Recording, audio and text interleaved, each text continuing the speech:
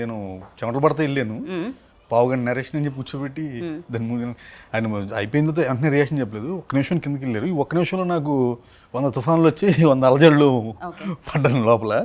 ఏం చెప్తారు ఏంటి అనేది. పైకి వచ్చి కృష్ణ ఈ అబ్బాయిని తీసుకుని రేపు గోపాలను తీసుకుని రేపు నువ్వు ఒకసారి ఆఫీస్కి రా, సెకండ్ సినిమాకి కూడా అడ్వాన్స్ ఇచ్చేద్దాం.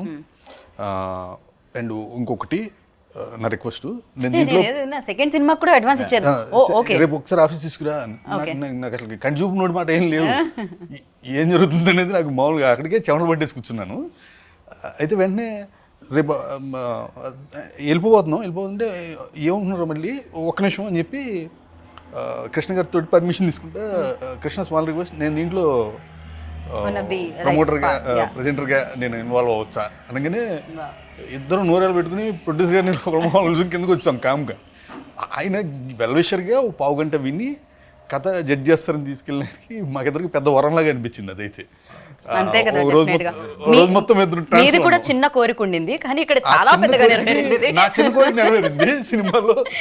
ఆ చిన్న కోరిక నెరవేర్చడానికి ఎన్ని కష్టాలు పడ్డారు అనేది కథగా